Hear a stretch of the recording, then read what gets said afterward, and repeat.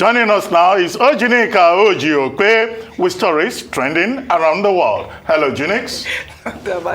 Disclaimer, I wasn't the one making you laugh. How are you this morning? I'm good. Great. You put a smile on everyone's face, Dr. Abati. Well done. Ayo, how are you? Good morning. Very well, thank you. Good morning. Perfect. You look lovely. Good morning, Rufai. How are you? Happy Friday. Goodness me. I know. My favorite day of the week. Yeah, favorite day of the week. At least you don't come to work for the next 2 days. Well, for you, not for me. I work 6 days a week, Rufai. Yeah, that's true. Well, yeah, show off. Well, all right. Okay. Can I start my show? Yes. Thank you very much. Well, good morning to you, viewers. Here are some of the stories that are trending across the globe. In Germany, 8 people are said to have been killed and several wounded after shots were fired inside a building used by Jehovah's Witnesses in the city of Hamburg on Thursday night. Hamburg police say they believe there was only one shooter involved in the crime who may be among the dead as investigations into the motive behind the crime continues. In Nigeria, the governor of Lagos State, Babajide Sanwo-Olu, has declared 3 days of mourning after 6 people died in a tragic train accident on Thursday. The train collided with a BRT bus conveying staff of the Lagos State government. The governor, who is seeking re-election in the March 18th governorship election, also suspended his campaign activities over the tragedy.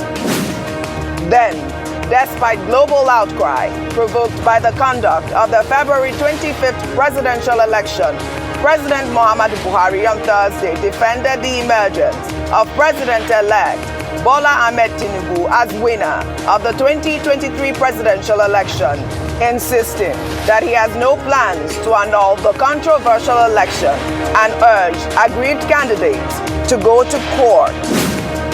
Under sports, the All England club has lifted its ban on Russian and Belarusian players entering Wimbledon this year, following pressure from the tennis tours.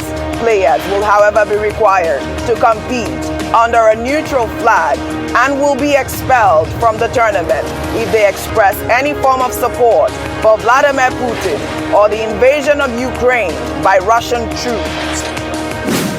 Finally, under entertainment, Hollywood is gearing up for the 95th Academy Awards, hoping to move past the slap of last year's ceremony.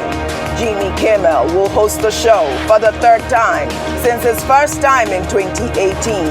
10 movies are competing for Best Picture, including All Quiet on the Western Front, Avatar, The Way of Water, and Everything Everywhere All at Once, which is the highest nominated film.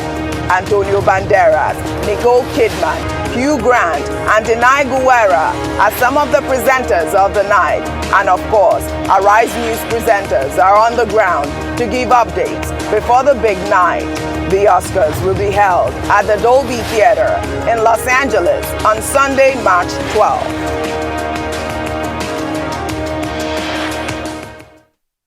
Well, let's begin what's trending.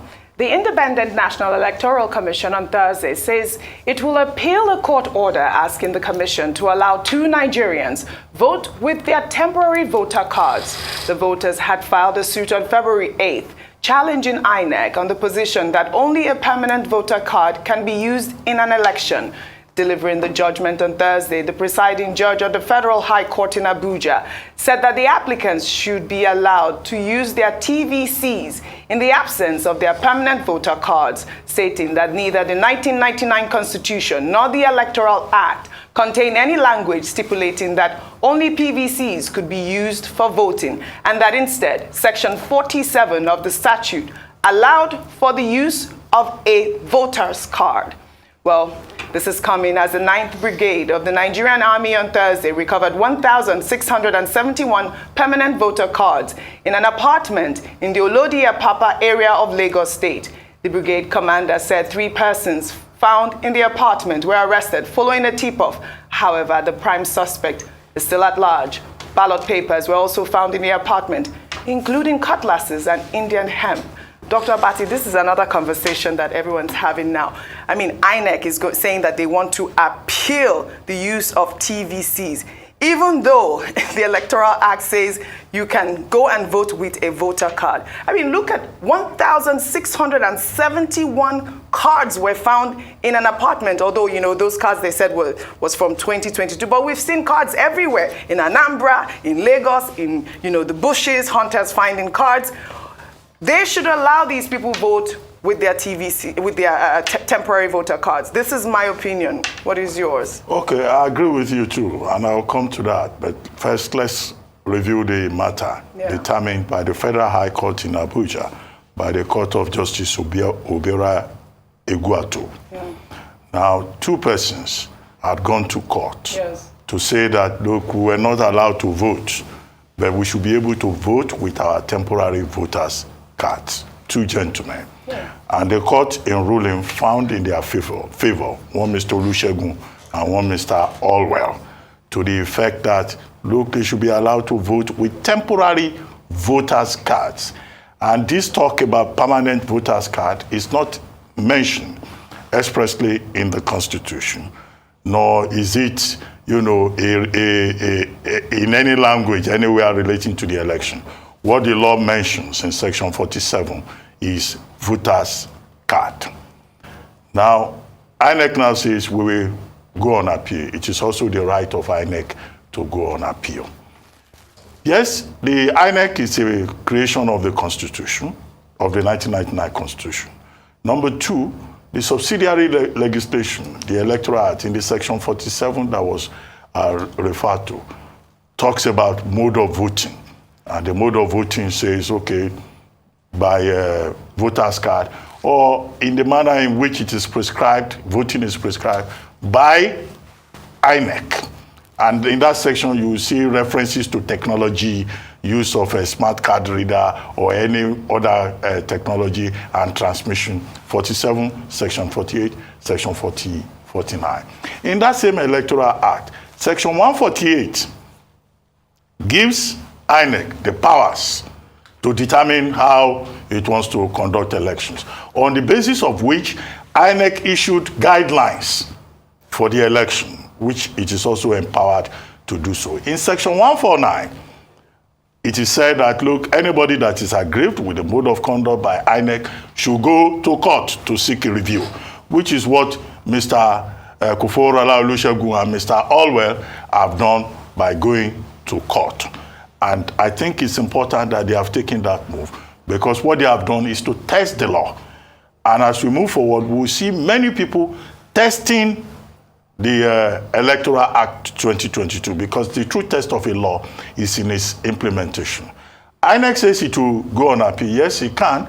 However, under Section 287 of the 1999 Constitution, the rulings of our courts are supreme.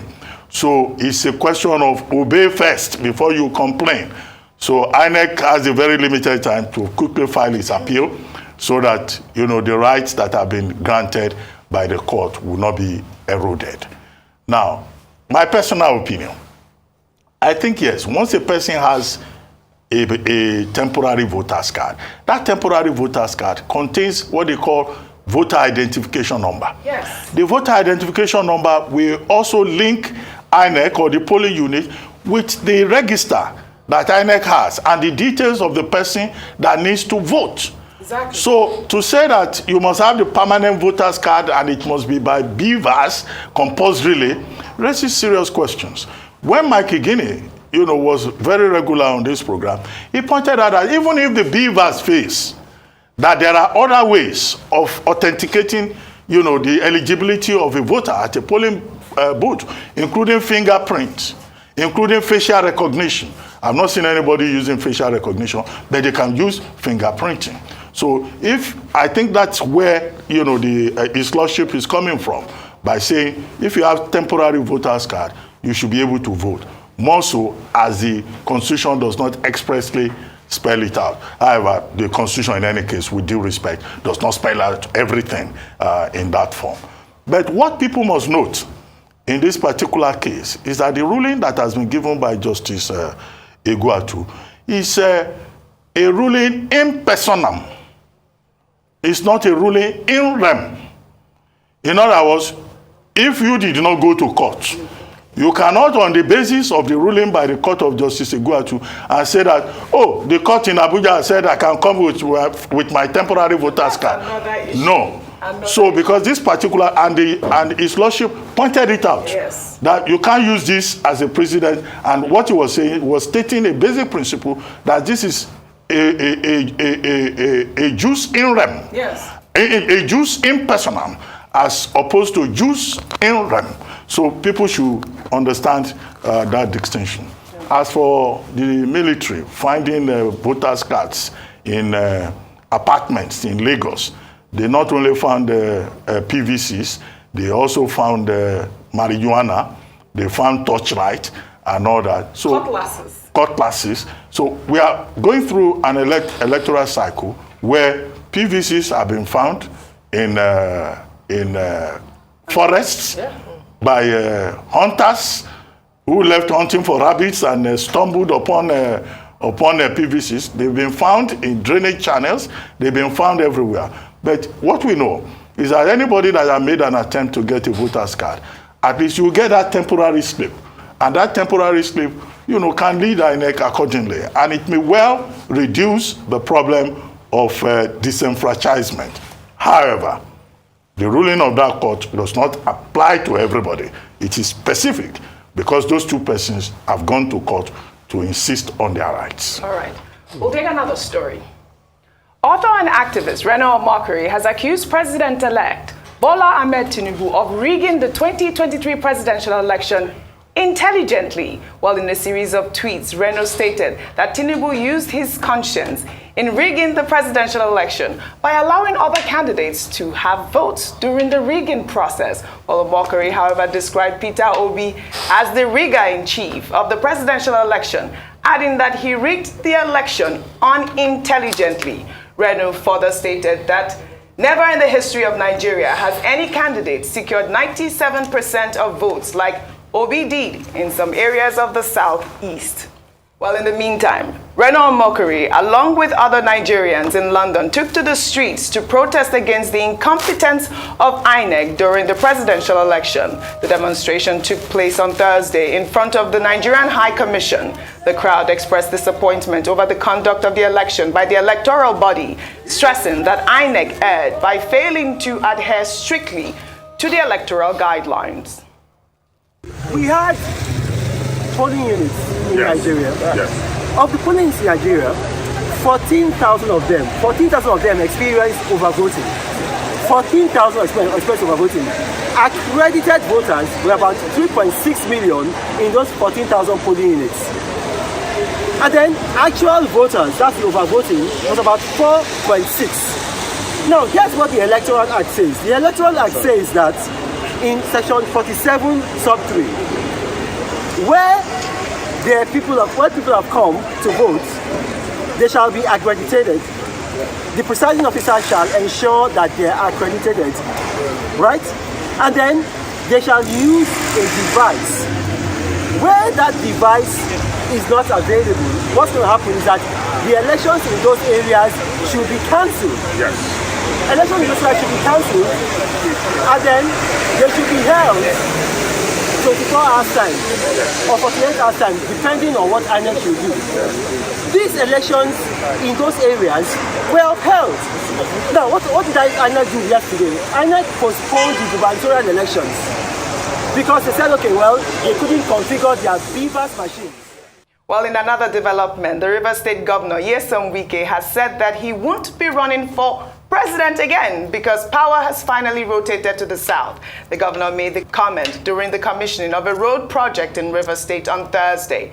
The governor also reiterated that the Integrity Group, that is the G5 governors, has always clamored for power to rotate to the south, adding that he never campaigned against the Labour Party presidential candidate Peter Obi because the group had vowed to ensure that anywhere the Labour Party was in the lead, the APC must come second and vice versa. I never campaigned against Obi. I never did that. It's not that would he do me anything. What you going to do me? He can't do me anything. But I felt it has no need, since we are talking about Southern presidency. I never. Within us and our integrity group, we agreed that we must make sure power comes to the South. And in any state where you have control, if Labour Party comes first, APC must come second. If APC comes first, Labour must come second. And we did it. I'm proud to say it. Well, all right. Rufai, I'd love your take, because you mean this actual video was trending on social media, and a lot of people were accusing Wike at the point that, you know, it implies rigging. What does it mean by anywhere Labour Party comes first, APC will come second? It's the people that should determine who comes first or second in any state. And it is obvious what happened, you know, in Rivers State and other states. But we have to leave it to the court because the case is in court now. Yeah. Just like also the man that is trying to determine who rigged or who didn't rig. I think it's best, and if he's a lawyer by training, he should know that the case is already in court. So let the court determine that. All right. Because I do not know why. Unfortunately, Rufai, we don't have much time, but I'd love your input really quickly, Ayo, so we can wrap up the show. I'll just say that I do hope that this TBC, the judgment, will be a game changer in the way that we run elections in Nigeria. That is really the point. Well, thank you. I wish we had more time on What's Trending today. Well, thank you.